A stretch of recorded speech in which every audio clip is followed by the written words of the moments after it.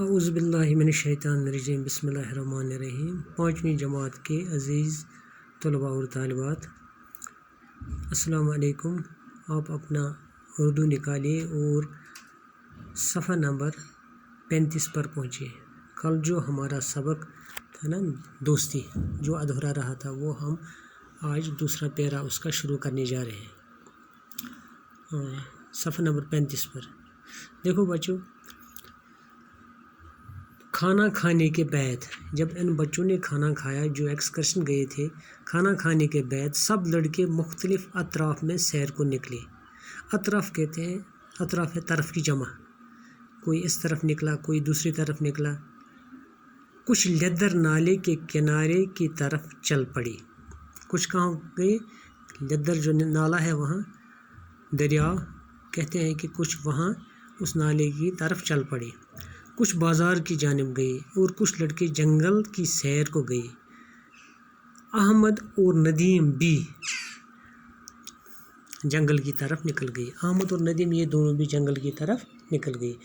راستے میں اونچے اور گھنے پیڑ تھے۔ ان کے راستے میں اونچے اور گھنے پیڑ تھے۔ ارد گرد کا نظارہ بے حد خوبصورت اور دلکش تھا۔ احمد اور ندیم ایک دوسرے کا ہاتھ تھامے ساتھیوں کو پیچھے چھوڑ کر آگے نکل گئے۔ احمد اور ندیم انہوں نے ایک دوسرے کا ہاتھ پکڑا اور باقی بچوں کو پیچھے چھوڑ کر یہ دونوں آگے نکل پڑے۔ کس طرف؟ جنگل کی طرف۔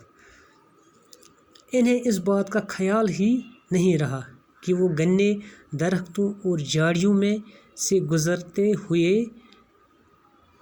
بہت دور نکل گئے ہیں۔ ان کو یہ خیال نہیں رہا کہ وہ ان گھنی جھاڑیوں میں اور ان گھنے درختوں سے نکل آگے چل کر بہت دور پہنچ چکے ہیں۔ اچانک انہیں ایک خوفناک آواز سنائی دی۔ تو اچانک ایک آواز آئی، خوفناک ڈر کی آواز۔ جنگل کی خاموشی میں آواز نے دونوں کو ڈرا دیا۔ اس آواز نے، چونکہ جنگل میں خاموشی تھی، اس آواز سے یہ دونوں بچے ڈر گئے، احمد اور ندیم۔ اتنے میں احمد کو تھوڑے ہی فاصلے پر ایک ریچھ نظر آیا۔ احمد نے کیا دیکھا؟ نزدیک میں ایک ریچھ ہے۔ ریچھ ان کی طرف آ رہا تھا۔ کن کی طرف؟ احمد اور ندیم کی طرف۔ احمد نے ندیم کا ہاتھ فوراً جھٹک دیا، اپنا ہاتھ اس کے ہاتھ سے نکال دیا اور پھرتی سے ایک پیڑ پر چڑھ گیا۔ کیا کیا؟ بہت جلدی سے ایک پیڑ پر چڑھ گیا۔ ندیم نے جب ریچھ کو اپنی طرف آتے دیکھا تو اس کے منہ سے چیخ نکل گئی۔ جب ندیم نے دیکھا اس ریچھ کو اپنی طرف آتے تو وہ ڈر سے اس کی چیخ نکل گئی۔ اس نے احمد کو پکارتے ہوئے کہا، احمد کو پکارا، اس نے کیا کہا؟ احمد مجھے بچاؤ، مجھے پیڑ پر چڑھنا نہیں آتا۔ اے احمد مجھے بچاؤ، مجھے پیڑ پر چڑھنا نہیں آتا۔ احمد پیڑ پر سے ندیم کی بے بسی کو خاموشی سے دیکھتا رہا۔ احمد تو پیڑ پر چڑھ گیا تھا، وہ اس کی بے بسی کو دیکھتا رہا۔ کس کی بے بسی کو؟ ندیم کی۔ ندیم کو گھبراہٹ میں اور کچھ نہ سوچا، وہ زمین پر لیٹ گیا۔ ڈر کے مارے ندیم کو کچھ سمجھ نہیں آیا اور وہ ڈر سے کیا زمین پر لیٹ گیا۔ آنکھیں بند کر کے اپنی سانسیں روک لی۔ اس نے آنکھیں بند کی اور اپنی سانس روک لی۔ ایسا لگ رہا تھا جیسے وہ مردہ ہو۔ اس طرح اس نے اپنی سانس بند کی، آنکھیں بند کی کہ جیسے وہ مردہ ہے۔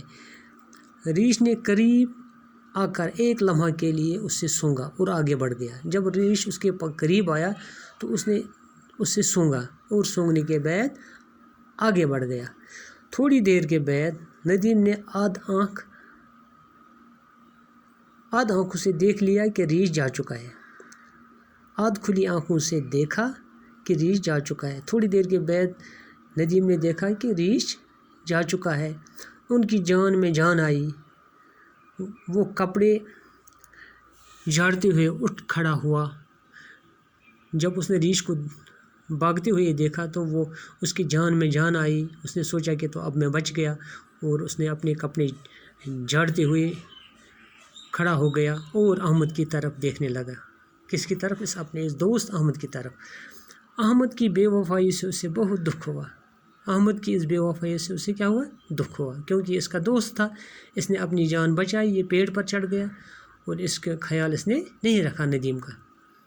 اس سے یہ توقع نہیں تھی کہ احمد مصیبت کی گھڑی میں اسے اکیلا چھوڑ دے گا۔ اس کو یہ توقع ہی نہیں تھی کہ احمد ان حالات میں، اس مصیبت میں مجھے اکیلا چھوڑے گا۔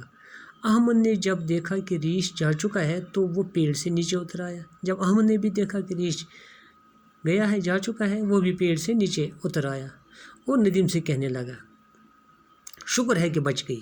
ندیم سے کیا کہا؟ شکر ہے کہ بچ گئی، لیکن یہ تو بتاؤ کہ ریش تمہارے کان میں کیا کہہ رہا تھا؟ کیا کہتا ہے ندیم کو کہ ریش آپ کے کان میں کیا کہہ رہا تھا؟ ندیم مسکرا کر بولا۔ ندیم نے مسکرا کر اس سے جواب دیا، کیا کہا؟ ریش مجھ سے کہہ رہا تھا کہ دوست وہی ہے جو مصیبت میں کام آئے۔ کیا کہا؟ کہ ریش مجھے کہتا تھا کہ دوست وہی ہے جو مصیبت میں کام آئے۔ دوبارہ دہراتے ہیں۔ کھانا کھانے کے بعد سب لڑکے مختلف اطراف میں سیر کو نکلے۔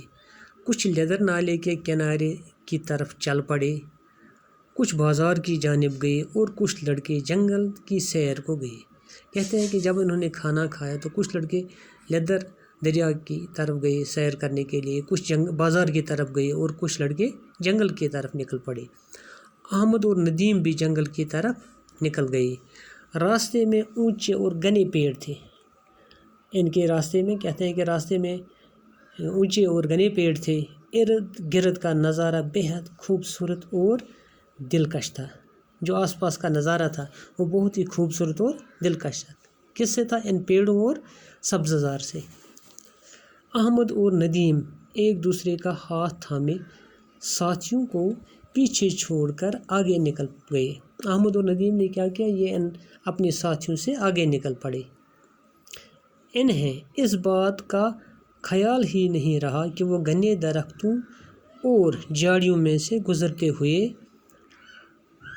بہت دور نکل گئے۔ انہیں یہ خیال نہیں رہا کہ ہم گھنی جھاڑیوں اور ان پیڑوں میں سے نکل کر بہت دور جا چکے ہیں، اپنے بچوں سے، اپنے ساتھیوں سے بہت دور نکل گئے ہیں۔ اچانک انہیں ایک خوفناک آواز سنائی دی۔ انہیں ایک آواز سنائی دی، خوفناک آواز، جس سے یہ ڈر گئے۔ جنگل کی خاموشی میں آواز نے دونوں کو ڈرا دیا، چونکہ جنگل میں خاموشی ہوتی ہے۔ جب یہ آواز انہوں نے سنی تو یہ دونوں اس آواز سے ڈر گئے۔ اتنے میں احمد کو تھوڑے ہی فاصلے پر ایک ریچھ نظر آیا۔ احمد کو کیا نظر آیا؟ تھوڑے ہی فاصلے پر اپنے قریب اس نے ایک ریچھ کو دیکھا۔